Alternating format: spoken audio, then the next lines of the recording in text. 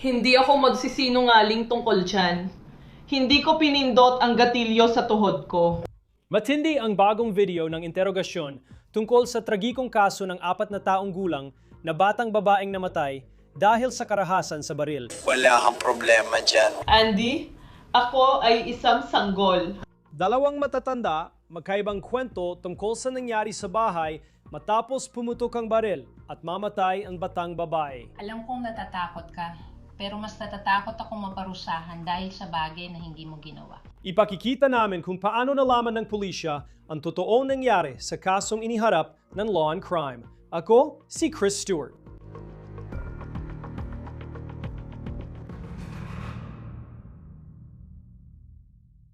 Tinawag ang mga pulis sa Milwaukee isang gabi dahil sa gulo. Isang 4 na taong gulang na batang babae ang nabaril sa dibdib. Ang kanyang tiyahin ang tumawag sa 911, pero ayon sa pulisya, ilang beses na nagbago ng kwento ang tiyahin. Ngayon, 6 na beses nang nahatulang kriminal ang nobyo ng tiyahin at bawal siyang lumapit o magdala ng baril. May hindi nagsasabi ng totoo. Ang batang namatay ay si Janae Little, 4 na taong gulang. Bago natin talakayin ang bagong video ng interogasyon na nagpapakita sa pahayag ng tiyahin ni Janae na nobyo niya at nang iginiit ng mga piskal na siyang totoo, gusto ko munang magsimula sa body cam video na nakuha natin. Guys, nakita ko na ang kwarto sa likod, may dugo sa sahig.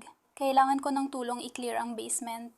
Dito sa bahay pumutok ang baril at may 2 matatanda sa loob nung nangyari yon. Si Dariana Little, na tiyahin ni Batang Janae, at si Anthony Brookshire. Sinabi ni Dariana na Ang bata. pareho silang bata at ang biktima ay nasa likod.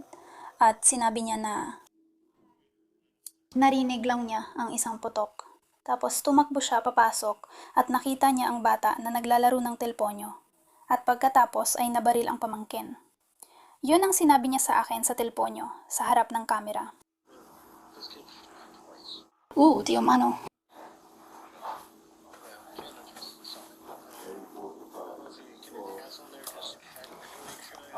May dugo sa loob ng kotse.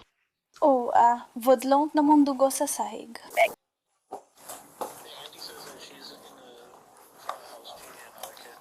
Narinig ang mga putok sa labas. Pumunta sa likod na kwarto para tingnan kung anong nangyayari. Wala akong nakikita. Wala naman ako nakikita mga tama ng bala na pumasok dito. Pero ayun, may dugo sa kutsyon dito.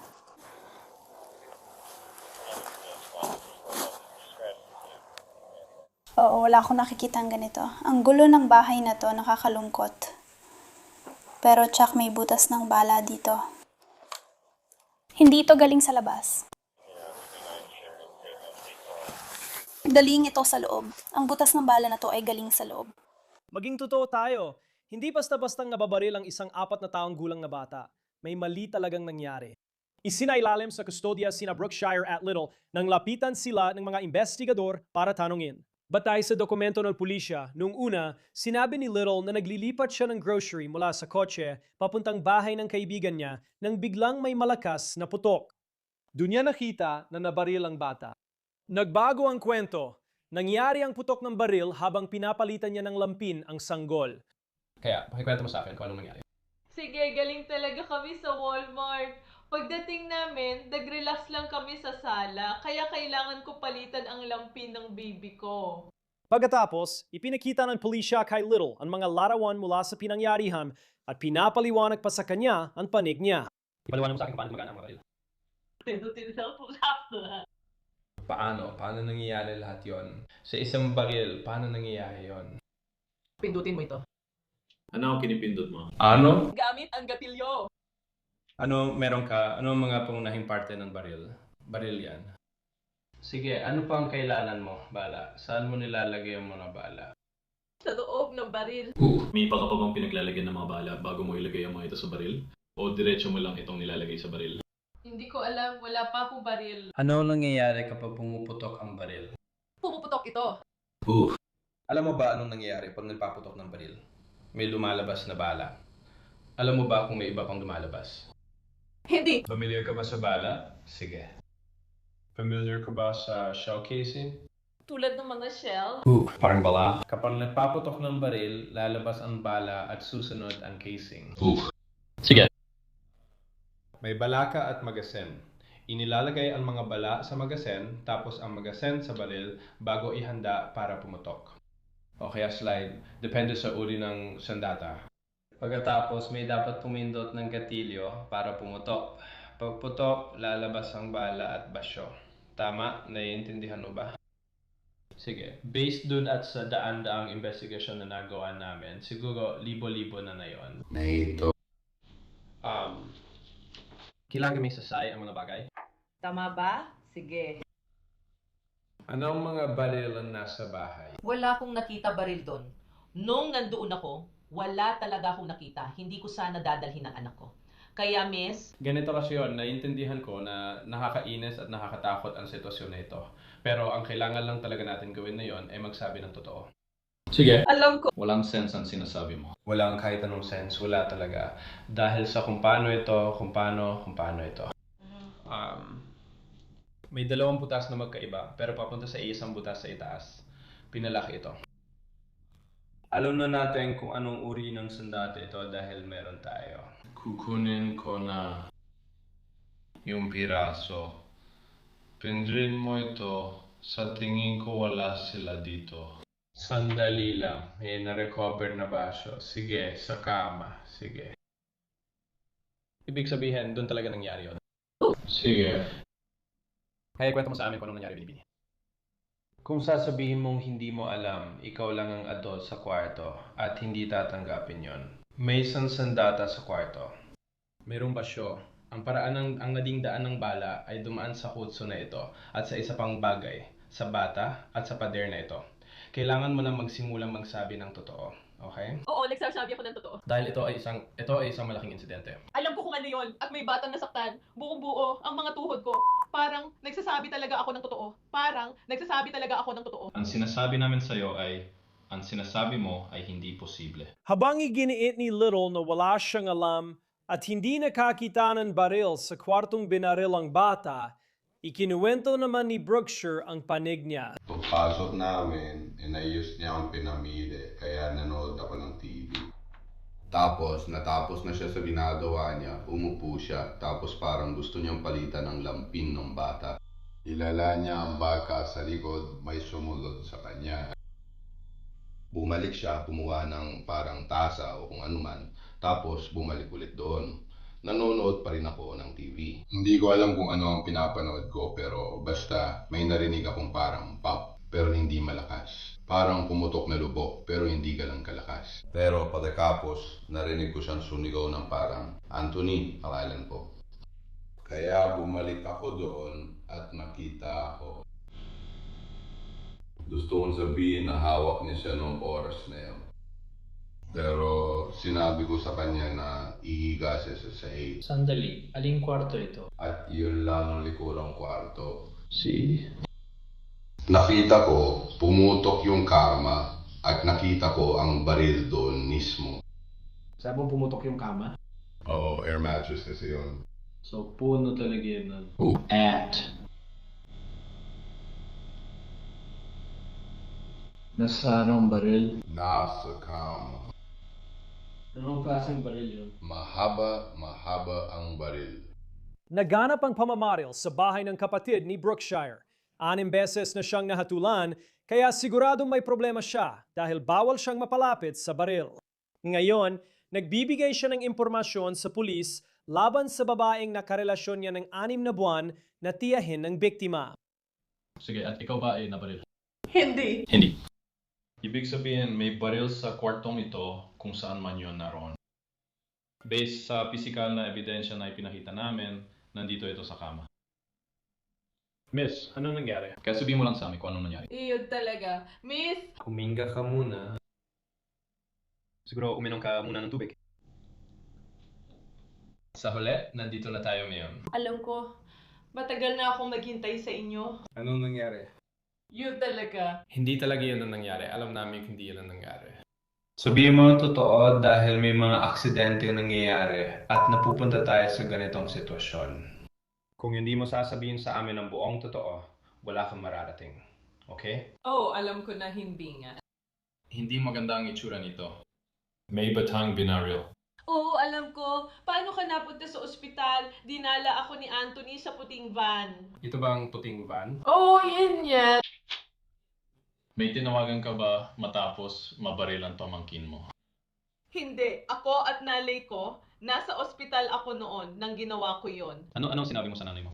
Binaril ang pamangkin ko. Sabi nila, pwede akong tumawag, pero di ko alam pangalan ng pulis. May sinabi ka pa bang iba sa kanya? Hindi, wala na. Sige, ito ba ang van? Oo, ito nga. Saan ka nakaupo sa van?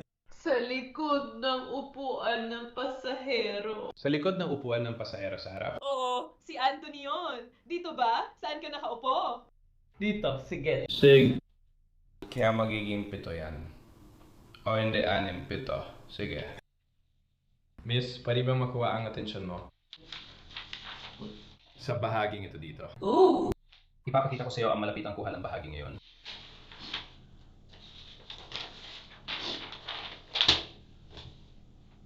Pwede ba tayo magsabi na ng totoo, pakiusap? Para kailangan natin magsabi ng totoo dahil seryoso ito. Sumusumpa ako sa Diyos, hindi ako.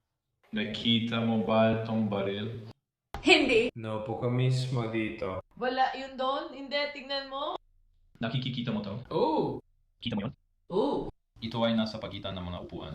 Oo. Kaya itong apoy na ito. Sa lahat ng mahal ko sa buhay, hindi yun. Pwede ba ako magsalita? Siyempre. Wala ito sa kotse. Parang kung nakita ko yun, aba naman, sasabihin ko yun. Parang wala ito sa kotse, sinusubukan kong sabihin sa'yo. Nung inihatid ako ni Anthony, siya siguro ang naglagay nito. Iba ang baril na ito sa isa pang baril na ito. Ooh. Naalala mo bang sinabi ko na may na-recover na basyon ng bala dito at pareho ang estilo nito? Bawat basyon ng bala ay may marka kung anong uri ito. Parang fingerprint din yan. Supa ko sa Diyos, hindi ko talaga ito nakita. Wala ito sa kotse kanina. Ayon kay Litol, hindi niya nakita ang baril sa kwarto kung saan binaril ang batang babae. Ito ang sabi ni Brookshire kung saan niya tinatago ang dehabang baril sa bahay. Sa ilalim ng mga unan sa isang kwarto. O, nasaan ito? Nasaan ito sa kwarto noong iniwan mo ito bago ka umalis ng kwarto? Hindi pa ako natutulog doon, kaya Kaya nung huling beses na hawak mo ang baril at nasa kwarto ka, saan mo ito?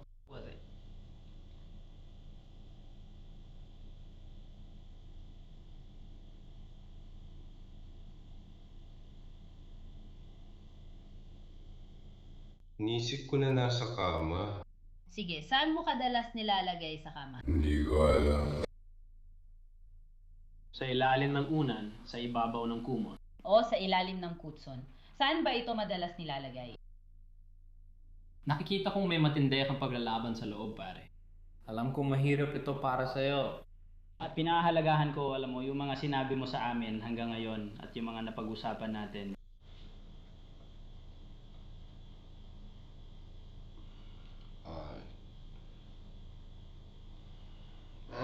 Bro. Ako hindi ko.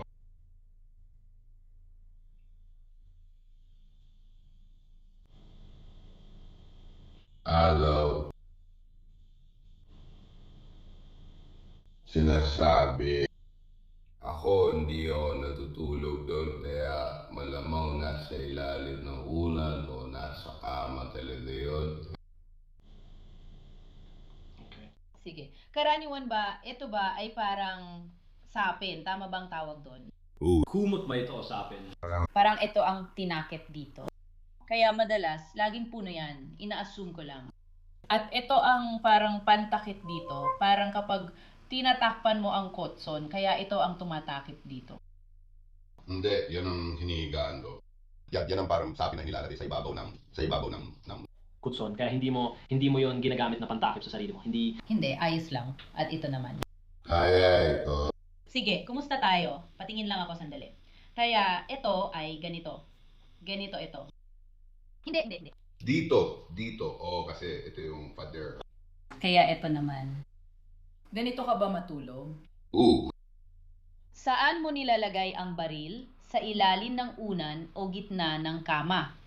Pagpasok mo ba ng kwarto, kita agad ang baril mo? Hindi. Nilalagay mo ba ito sa ilalim ng unan? Oo. Kaya madalas, ilagay ito sa ilalim ng unan, gaya noong huli kang nandoon. Oo. Sige. Kaya bago ito nangyari, ang pagkakalala mo ba, nakaharap ba ang dulo ng baril dito or nakaharap dito? Sa totoo lang, hindi ako pumasok doon, kaya hindi ko maalala. Sige, kailan mo huling nakita ang baril na yan?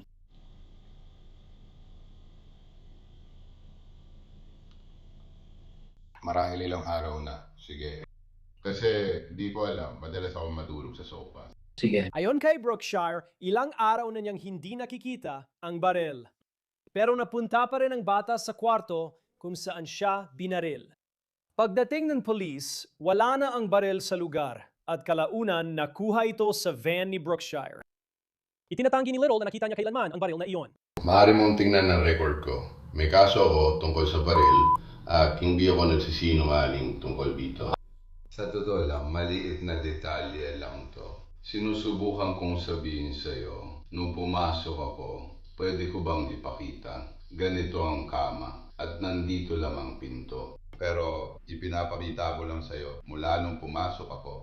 Sige, so yan ang pinto, papasok sa kwarto. Sabihin na lang natin ito ang pinto at ito naman ang kama. Ito ang kama dito mismo. Dito. Sige, itulak mo pa. Sandali, ipapakita ko.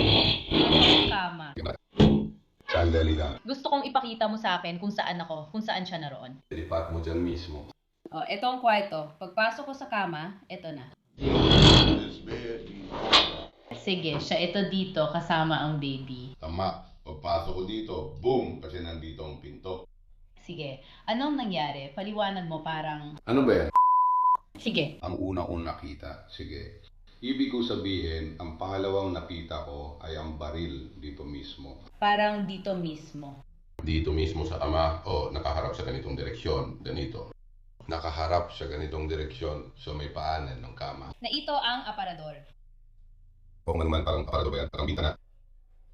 Kaya ito ang bintana. O lahat ng ito ay mga bintana sa likod dito. May mga bintana dun sa banda ron.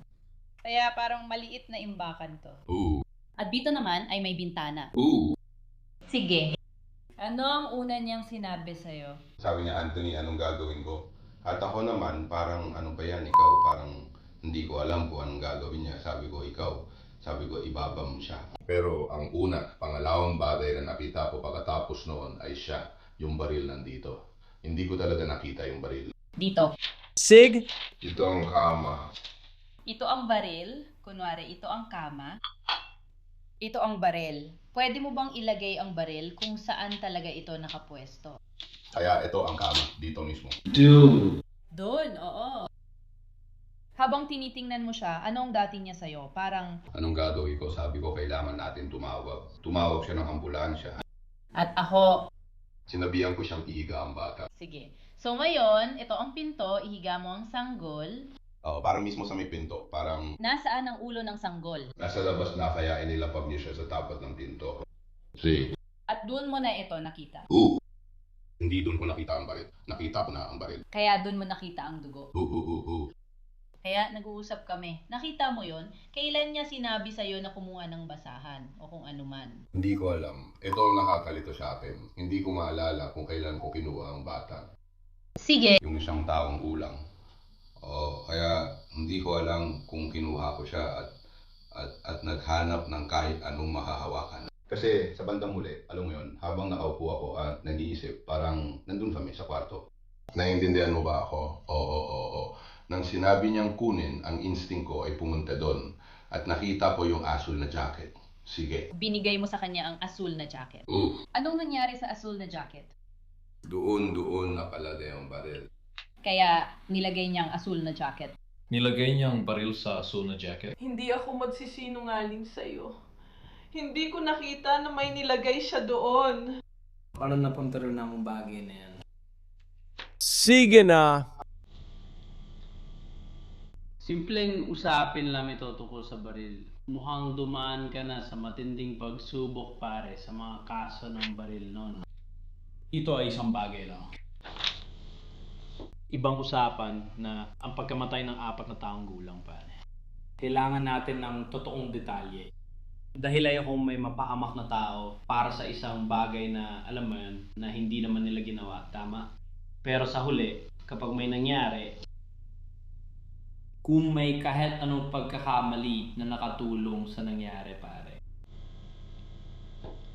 Pwede di ba akong makahingi ng tubig? Inakusahan ni Brookshire si Little na pinagtakpan ang pinangyarihan matapos mabaril ang kanyang 4 na taong gulang na pamangkin.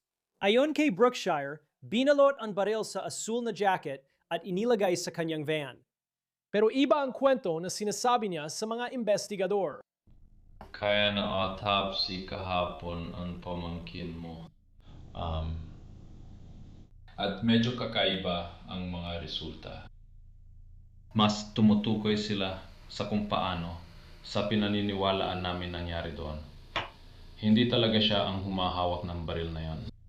Based lang sa kung paano pumasok ang bala sa kanya at kung saan ito lumabas, talagang walang pisikal na posibleng paraan na siya ang nagpaputok noon. Naintindihan ko, wala talagang paraan na mahawakan niya yon. Pero talagang hindi ko hinawakan o ginalaw o may ginawa man ako sa barel. Sasabihin ko talaga yan. Hindi ko hinawakan, ginalaw, or may ginawa man ako sa kahit anong barel.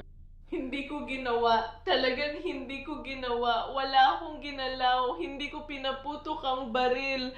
Hindi ko pinulot ang kahit ano. Hindi ko hinawakan ng baril. Hindi ko ginawa. Hindi ko talaga ginawa. Ano ang order mo? Hindi, ipinapita nila sa akin ang larawan. Hindi ka rin pinapayagan. Hindi mo nakita ang mga larawan nito, pare. Hindi. Itatago ko yon. Kaya ito ang diagram ng medical examiner na ibinigay nila sa amin. Malinaw naman, ito ay isang karaniwang form lang. Pero ang tama ng bala ay pumasok sa kaliwang bahagi niya. Hindi mo ginawa. Hindi mo ba ito nakita? Ginawa ko, hindi ko ginawa. Hindi ko hinawakan ang kahit ano. Hindi ko napaputok ang baril sa pamangkin ko. Hindi ko ginawa. At naintindihan ko na sinasabi nyo na hindi niya kayang igalaw o buhatin ang baril na yon. Pero hindi ko sinasabing binuhat niya ito. Parang may nakapagpaputok doon. May nahawakan siyang isang bagay. Pero hindi ko hinawakan ang baril na ito at hindi ko napaputok ang baril na ito sa pamangkin ko. Hindi ko ginawa. Hindi ko ginawa. Hindi ko ginawa. Sasabihin ko na kung ginawa ko, hindi ko ginawa. Hindi ko hinawakan yon. Parang katulad lang ito na makita mo kahapon. Pero ngayon may mga evidence marker na. Hindi ko rin alam kung anong mga marker na ito. Hindi ako sigurado sa kaugnayan nito. Pero blood marker ito. Kapag kumukuha ng DNA sample, nakita mo yung number 1? Kita mo yan? Yan ang casing. Close up home din yan ang casing, okay? Gaya na nabanggit kahapon, mas malaki ito kaysa normal. Malaki ang baril na yan. Malaki on baril, okay? Ang mga ganitong baril, hindi lang basta pumuputok. Pumuputok lang pag hinila ang gatilyo, alam ko yan. Kaya ipagpatuloy mo lang ang pagpapaliwanag, okay? Kung ganon sa paraan. Sa diagram na ito at sa trajectory ng bala at kung saan natin napatunayan na ang baril ay dapat nakahiga. Dapat ganito ang posisyon dahil dito lumalabas ang mga basyo sa ejection port. Lumilipad palabas at umalis ang mga ito. Kadalasan papuntang kanan kapag hawak. Kapag nakatagilid, malamang na lalabas ang basyo. Hindi ko tiyak ang lugar pero aayat at mapupunta sa bahaging ito. Naiintindihan po lahat ng sinasabi at sinusubukan ninyong ipaliwanag. Pero hindi ko hinawakan, hindi ko pinindot ang gatilyo. Wala akong ginawa. Lubos kong maintindihan lahat ng ipinapaliwanag ninyo sa akin. Pero hindi ko ginalaw, inusog o pinindot ang gatilyo na ito. Hindi ko ginawa. At hindi ako uupo dito at sasabihin na ginawa ko dahil hindi ko ginawa. Hindi ko ginawa. At ayaw naming may sabihin ka dahil lang sa inaakala mong iyon ang gusto namin marinig. Pero sa huli, kung may nangyaring hindi mo naman sinadyang mangyari, malinaw na hindi mo naman sinadyang gawin ito. Pero hindi ko naman ginawa. Hindi mo naman sinadyang mangyari ito sa pamangkin mo. Tama ba? Nang bumalik ka para palitan ng lampin ng anak mong babae, malinaw na wala kang intensyong mabaril siya. Pero baril na alam mong dati nang itinago doon. Tama, sige. Kaya malinaw na hindi mo iniisip na nandoon ang baril o nakalimutan mo lang. Tama?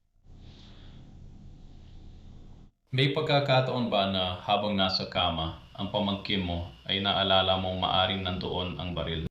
Nang pinapalitan ko ang pamangkin ko, hindi ko nga siya nakita. Nakita ko lang siya gumagalaw sa paligid. Hindi ko siya nakita sa kama. Alam ko lang na nandyan lang siya sa paligid. Nandito ako. Nandyan lang siya, naglalaro lang. Nagsimula siya malapit sa TV, tapos nandito na siya. Bigla na lang narinig ko na lang na pumutok yung baril. Hindi ko ginagalaw, hindi ko hinawakan, hindi ko pinaputok yung baril. Hindi ko hinila ang gatilyo. Hindi ko ito ginalaw, hindi ko ginawa, hindi ko talaga ginawa. At lubos kong naiintindihan kung bakit niyo sinasabi na kung nasaktan ang pamangking ko. At hindi ko alam, hindi ko hinila ang gatilyo, hindi ko hinawakan, hindi ko ginalaw, hindi ko nakita, parang ilipat ko nga ito. Kung makikita ko at ililipat ko, bakit hindi ko na lang ilabas sa kwarto? Bakit ko ililipat o igagalaw kung nandoon pa rin siya at maaari pa rin niyang mahawakan ang baril? Napatunayan na natin hindi niya kayang barilin ng sarili sa ganung paraan. Si Little ay napaiyak habang kausap ang mga detective. Nasasala lang kaming nagpapahinga. Kailangan kong palitan ng diaper ng anak ko. Ako, ang pamangkin ko at ang anak ko ay pumunta sa banyo. Umupo ako sa sahig. Naglalaro ang anak ko at ang pamangkin ko. Kinuha ko na ang mga gamit ko para palitan ng diaper ang anak ko. Narinig ko ang isang malakas na putok at ang pamangkin ko na umuumol. At binuhat ko siya at tumakbo papasok doon at sinabi kay Anthony na dalhin ako sa ospital. Bago yon, tumawag muna ako sa pulis. Tinanong nila at sinabi kong nabaril ang pamangkin ko. Habang umaalis, tinawagan ko ang nanay ko at sinabi rin iyon. Pagdating sa ospital, pumasok ako. Dinala nila ako sa likod at inilagay ang pamangkin ko doon, pati sa kama. Pasensya na kung may laway. Lahat sila nagtatanong sa akin. Sinabi nila na kailangan kong maghintay ng detective na magtatanong. Lumapit ang doktor at kinausap kami. Pagkatapos, naghintay kami sa detective. Sinabi nila sa akin, sa nanay ko at asawa niya, na pwede kaming pumunta sa ospital. Pero susunduin muna lang nanay ko ang baby ko bago kami pumunta. Pagdating namin sa ospital, ibig kong sabihin, dumating kami sa bahay ni Anthony kung saan nangyari ang pamamaril. Iniisip ko, kukunin ko na ang baby ko. Yung ibang detective, hindi kayo kinausap at tinanong ako. Sumakay ako sa kotse, nagtatanong pa rin sila. Pagdating dito, ganun din. Yun ang nangyari. Yun ang nangyari. Yun talaga ang nangyari.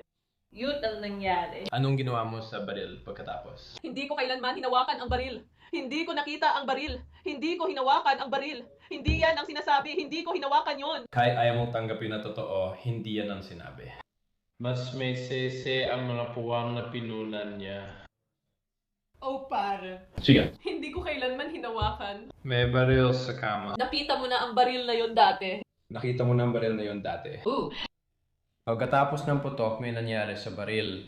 Hindi lang ito sa dating pwesto dahil nakita natin ito sa kotse pagkatapos. Oo. Pagkatapos ng pamamaril, literal na napaluhod ako. Tuhod, hindi yan ang sinabi niya. Pinili ko. Hindi ko iniintindi ang sinabi niya. Sinasabi ko lang ang sinabi ko. Alam ko ang katotohanan. Siya hindi. Hinding-hindi. Hindi. Hindi ako pinatay ng lalaking ito at hindi niya ako ibinagsak. Hindi ko alam.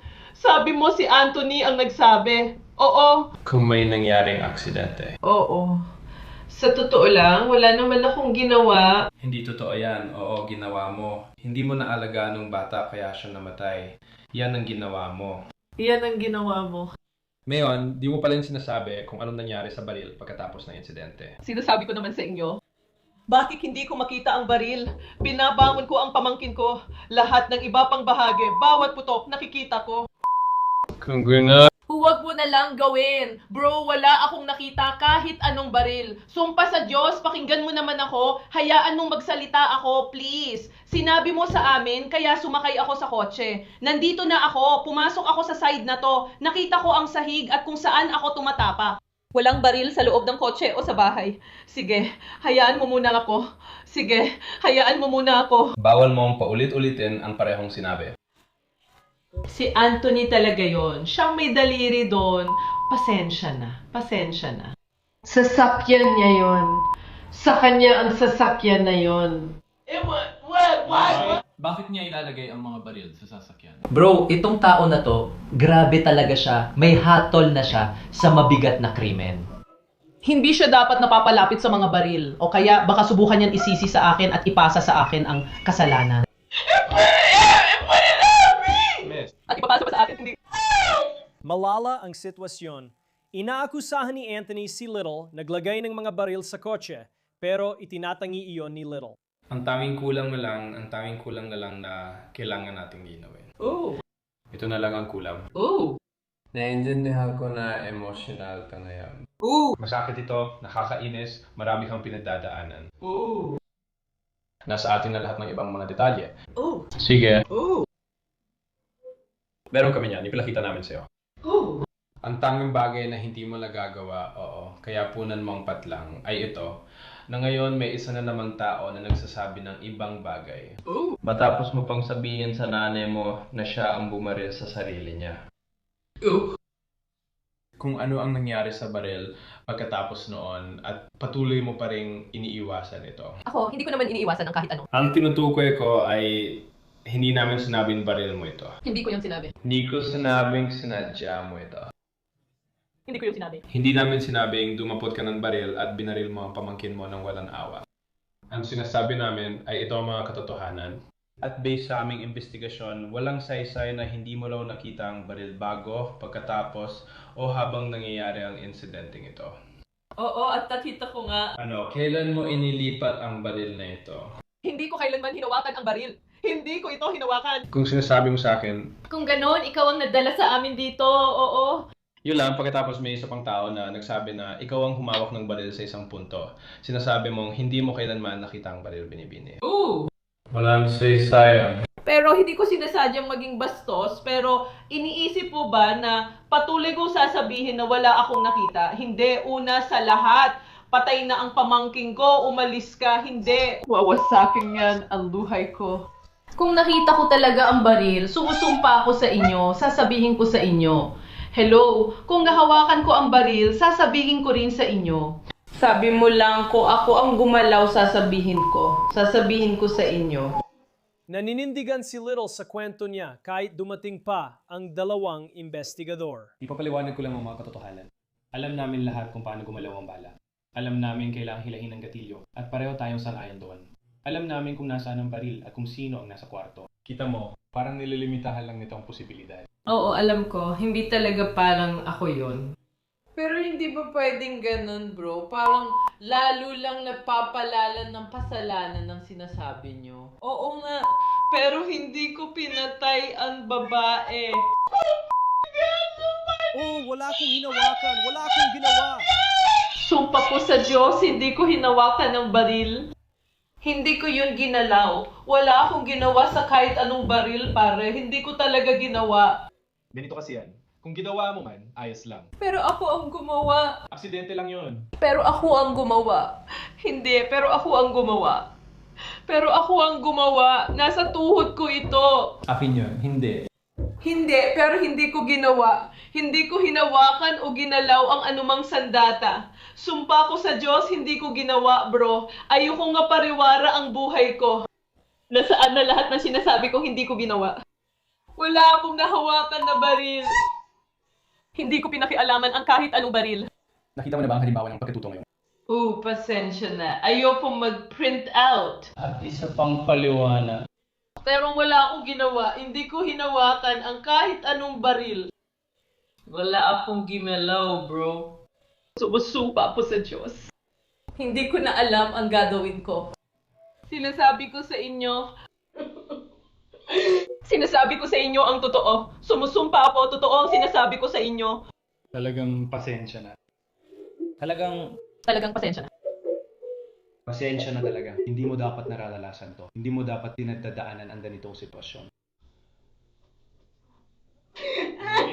Nakakalungkot para sa'yo. Hindi ito bagay na. Hindi na namin mababago ang nangyari. Alam ko kaya mo. Pero hindi ako. Sasabihin ko sa inyo kung ako ang gumalaw ng baril na to o kung aksidente lang. Wala akong ginawa. Sumpa ko sa Diyos. Nakikita kong matalino ka. Pero hindi ko hinawakan ng kahit anong baril. Wala akong nakita o nahawakan na baril, pare. Sumpa ko sa Diyos, please. Pwede ba natin gawin agad ang polygraph? Hindi ko talaga hinawakan.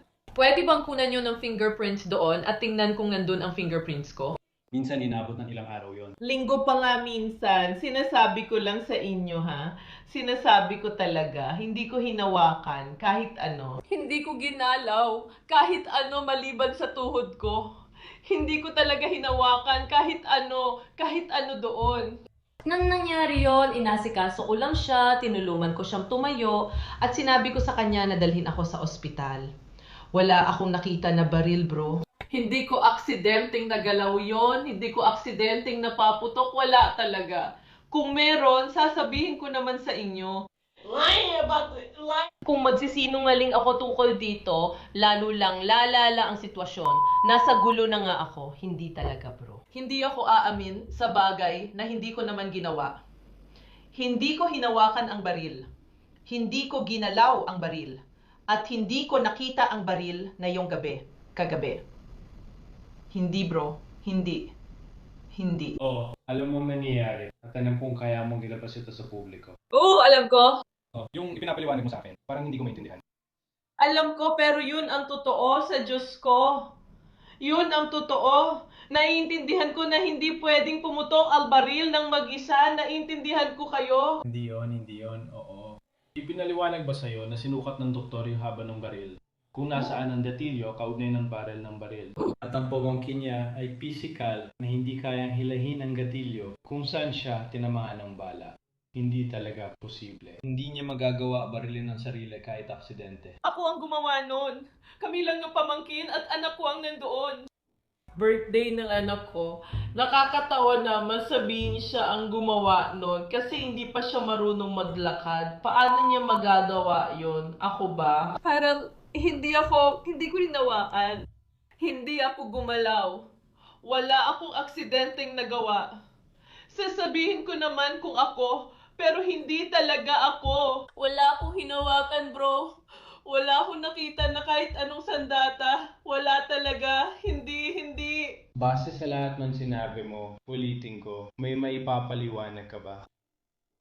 Hindi ko alam. Nangyari ang trahedyang ito noong Pebrero ng 2025.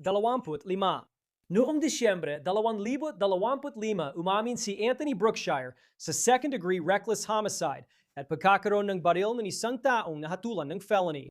Noong Pebrero 2026, hinatulan siya ng 15 taon sa kulungan. Si Little naman, na matatagang paninindigan, ay nagsabing wala siyang alam sa nangyari. Umamin siya sa 2 bilang ng paghadlang sa opisyal at 1 bilang ng kaguluhan sa publiko na pawang misdemeanor lang. Hinatulan siya ng probation. Iyan ang lahat para sa kasong ito mula sa Law and Crime. Mag-subscribe sa amin sa YouTube at Spotify at nakastream din kami sa Peacock. Ako si Chris Stewart. Hanggang sa susunod.